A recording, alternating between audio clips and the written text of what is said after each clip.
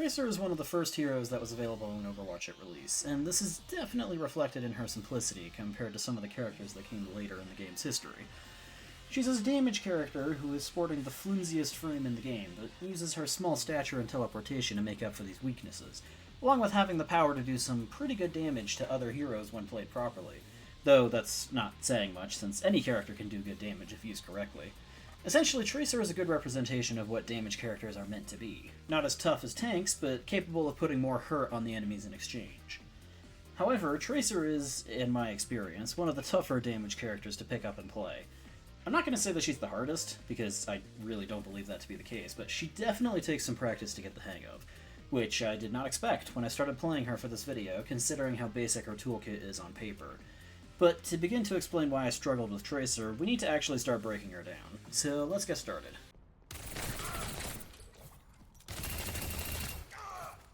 Tracer's weapon of choice, and her primary source of dealing damage, is the two pistols she's dual-wielding.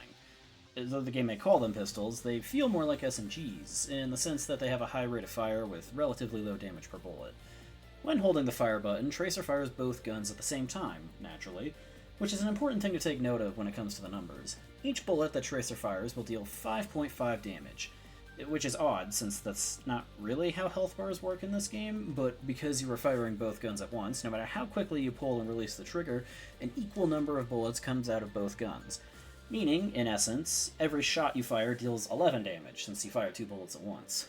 You have an ammo capacity of 40 bullets total, meaning 20 per pistol, which sounds like a lot, but really isn't due to the insanely high fire rate. At 20 shots per second, you will empty your entire magazine in literally 2 seconds, which has its pros and cons.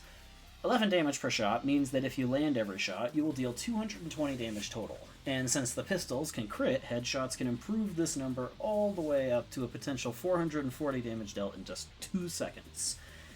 This is pretty good, but it is highly unlikely that you will ever be able to consistently land that many shots per magazine when considering the biggest flaw these guns have. The pulse pistols have a very large spread, meaning that after the first 10 bullets or so, your accuracy is going to plummet.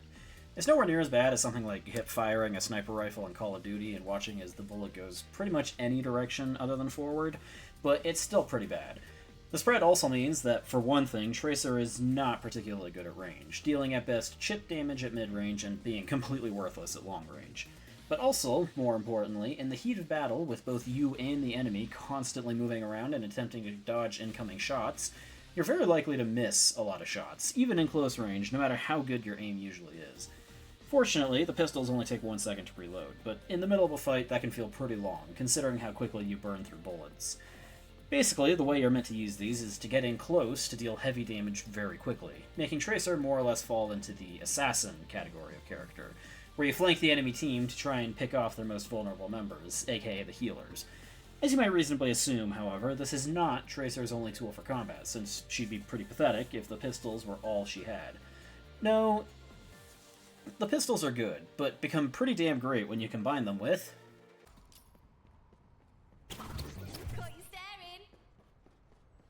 Tracer's first ability is a movement ability, and a pretty good one at that, since it's not only great for mobility, but it specifically pairs really well with the pistols.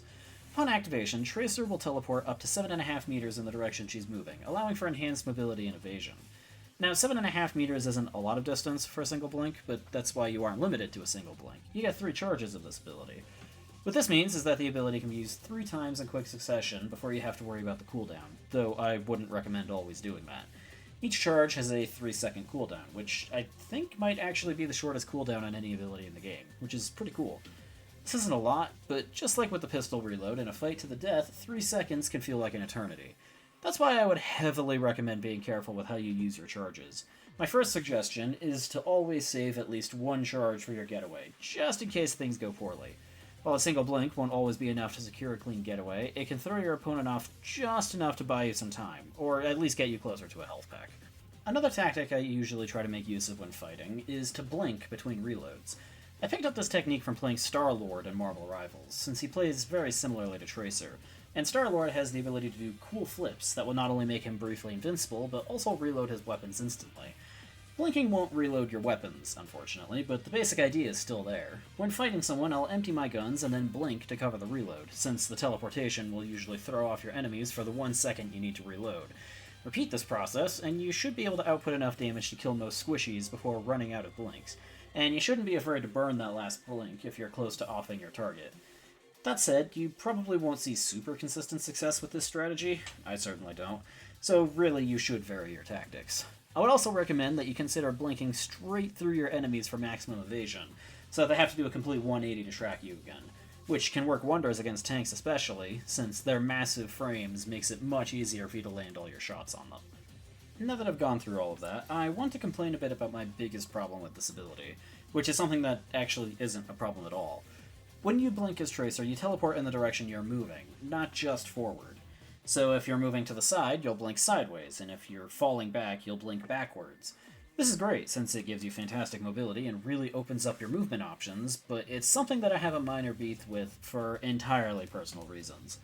Sometimes I'll end up blinking in a direction I didn't intend to, leading to situations where I accidentally end up in front of another enemy, or even put myself in the middle of a group of enemies, or get stuck against the wall and blasted to pieces, or worst of all, fall off the map and die like a complete idiot. This is entirely my own fault and very much a skill issue, but it is also something that any person trying to pick up Tracer is likely to experience, so be ready for that. In fact, I'd even go so far as to say that getting comfortable and consistent with the blinking is probably the most difficult part of learning Tracer, which is a level I definitely have not fully reached yet. Blink is a great ability for both movement and survivability, but it doesn't truly shine until you combine it with Tracer's other main ability, that being... I'll take a redo. Tracer's second and final standard ability is the power to rewind time. Sort of. Upon activation, Tracer will vanish and reappear wherever she was 3 seconds earlier, which comes with a variety of benefits. The first and most obvious benefit is, of course, movement. This is great for retreating, since, much like blinking, you completely vanish and can throw off your opponents, opening up escape opportunities. However, Recall's other benefits mean that this isn't just an escape ability, but also a way to prolong a fight through self-healing, sometimes. When you recall, your health will be restored to whatever level it was at 3 seconds ago, so you can actually just keep the pressure on your opponent instead of running away. For example, if you enter a fight with a full bar of 175 health and take a bunch of damage 2 seconds in, you can recall and immediately jump back to full health. But if you enter a fight with just 100 health and then take damage, recall will only bump you back up to 100 health, so you should be careful about when you try to fight someone if your health is low. Fortunately, recall will never take health away from you, so if you pick up a medkit at 50 health and gain 75 health to get to 125, recall won't set you back to 50 health, which is very nice. Recall also reloads your pistols as well as cleanses all debuffs, which are both fairly minor in comparison to the potential healing, but still worth keeping in mind when trying to kill an enemy. All of this is balanced by a 12-second cooldown, which is pretty lengthy, so I would recommend saving this for when your health gets low so that you can get the most out of it. There isn't really much else I can say about how to use this ability. It's not nearly as flexible as Blink, but it does have one other use case that hopefully won't come up that often. If, for some unknowable reason, you end up falling off the map in a manner unrelated to messing up your blinks, you can recall to save yourself. Not that I would know anything about that. Catch! Knockout! The last ability in Tracer's kit is her ultimate, the Pulse Bomb. Upon activation, you toss a sticky grenade that deals heavy damage at a small radius. Yeah, it's not exactly the flashiest or most exciting ultimate ability, but sometimes simpler can be better. I personally don't like this ultimate much, but that mostly results from the aforementioned lack of spectacle. To break down the stats, this ultimate has a charge cost of 1,375, which I believe is the cheapest ultimate cost outside of Diva calling it a new mech, which isn't much of an ultimate anyway. The extremely low cost means that, as long as you're doing well, you should be able to use this on average 3 to 4 times in a single match.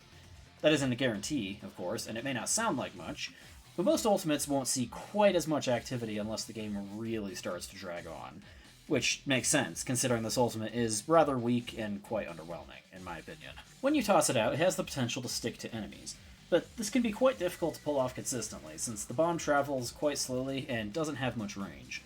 If you do manage to stick it to someone, they are guaranteed to suffer the full damage of the explosion, that amount being an incredible 350 damage. This isn't a ton of damage, it's certainly not on the level of something like Diva's nuke, but it is enough that you can comfortably insta-kill any non-tank character if you manage to get it to stick. If not, the bomb has a 4-meter explosion radius with heavy damage fall-off, resulting in a tiny 50 damage to anybody on the edge of the explosion.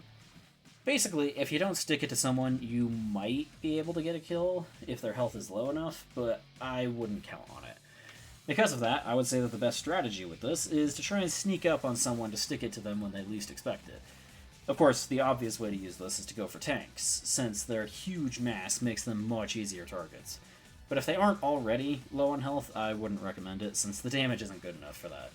Stick to sticking people in the back line, such as healers and snipers, people who, hopefully, aren't moving around too much, and you should be alright for actually killing enemies.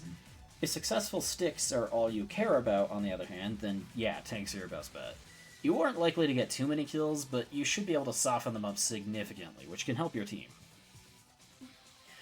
That said, the much bigger problem is that there are several counters to the bomb that can ensure it isn't nearly as effective as it could be. Some of the more obvious examples are things like D.Va's Defense Matrix, Orisa's Javelin Spin, and Genji's Deflect, all abilities that are designed to counter projectiles like bombs. However, it doesn't end there. Certain character abilities can allow people to avoid taking damage even if you stick the bomb to them.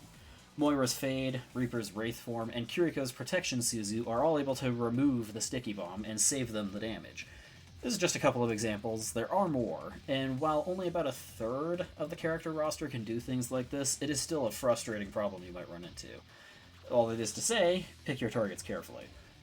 Honestly, the number of weaknesses this ultimate suffer from makes it feel less like an ultimate and more like a slightly more powerful regular ability with a fairly lengthy cooldown. Use with caution, especially since the bomb is very capable of killing you as well if you don't blink away in time. Cheers, love. It's time to save the world. When you put all this together, my main recommended strategy is to play as an assassin, prioritizing singular targets that aren't with the rest of the team. This can mean snipers, mostly, but it can also mean some healers and certain other damage characters, like maybe Reaper. Tracer can fight tanks, but unless they aren't getting any healing, you probably can't solo them. That said, tanks can be great for charging your ultimate quickly due to them being easier to hit, so keep that option in mind. Using your blinks to bob and weave to cover your reloads is my preferred strategy, combined with using recall to heal myself or escape if a fight is going pear-shaped fast. Take advantage of your high maneuverability to cover for your lack of durability, and you should be fine. A moderately difficult hero overall, and one I still struggle with a bit, though I think the first-person perspective might actually contribute to the difficulty. Maybe the Stadium will change that. But that's not all there is to talk about in regards to Tracer, so let's get into her perks. Minor perk unlocked. Tracer's first minor perk provides the not-so-incredible benefit of making health packs that you pick up refill not just your health, but one blink charge as well. This is fine, I guess, but it doesn't really do much for you in the great scheme of things. I guess that makes sense for a minor perk, but this is extremely underwhelming due in large part to the fact that if you aren't collecting health packs, this is pointless. Naturally, if you are already full on blink charges, then you'll just get your health back and that's it. But if you're trying to get to a health pack, you should probably blink to get to one faster. I say this because if you stay out of combat long enough, then you start regenerating health at a quick pace, and you can't pick up a health pack if you aren't damaged, which means no blink charge for you. At least that was what I thought, originally. But I did discover that, as it turns out, if you are missing a blink charge, then it doesn't matter if you're at full health or not, because you can still pick one up to get that blink charge back anyway. If you're actively seeking out health packs after ending or escaping fights, then you'll probably get good use out of this, but otherwise I prefer the other option. Minor perk unlocked.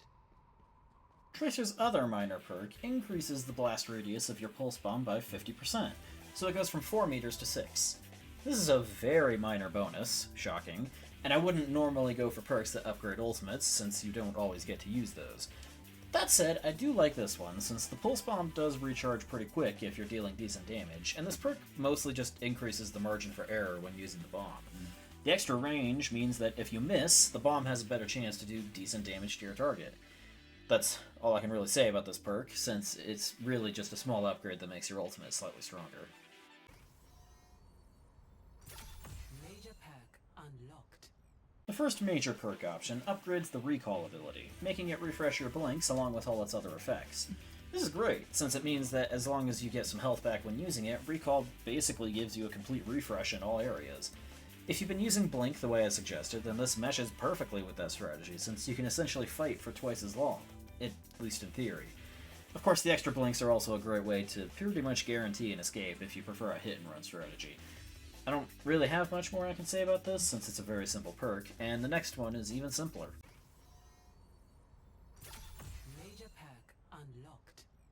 The second major perk also upgrades recall, making it so that when you recall, on top of the healing you get, you also gain 50 overhealth on top of that. This is a nice addition for improving durability, and also bolsters recall's fight-prolonging potential, but extra health doesn't have as much versatility in terms of the options it gives you. I think I prefer this one most of the time, but I would probably say Flashback is the better option, since there's more you can do with it. It's mostly a matter of personal preference, though, since these two perks essentially have the same purpose, just taking different approaches to get there. Cheers, love! It's time to save the world! This section is going to relate to the badges Tracer has for leveling up, which has nothing to do with how you can play her effectively, so feel free to skip if you don't care. Tracer has 8 badges in total to level up, with 2 of those, of course, being time played and wins, just like any other character. Then you've got 6 unique ones, starting with eliminations. This is also a pretty standard one, but manages to stick out due to how much it asks. 40 kills per level, which is kinda nuts. Tracer deals pretty good damage, but unless you're an absolute master at her, you'll probably never get that many in a single game, meaning that this badge will progress quite slowly, sadly. The second badge is for dealing damage, which levels up every 14,000 damage you do, which is once again a lot, but dealing damage is a lot easier than kills. While you probably won't get 14,000 in a single game often, if at all, you can easily farm this one by attacking tanks, or even just shooting people whenever possible without any regard for range, since any damage counts. Badge 3 is for self-healing, something only possible through the Recall ability, which limits you to an absolute maximum of 174 healing in a single use, an amount you will almost certainly never actually achieve. The amount of healing you need per level is 2400, which is over 13 times your max health, so you need to use this a lot to level up the badge. Something also worth noting is that while I'm not totally sure, I don't think the overhealth from the Quantum Entanglement perk counts as self-healing, since that's getting extra health instead of recovering health. I might be wrong about that, but don't count on that perk to try and speed up the process.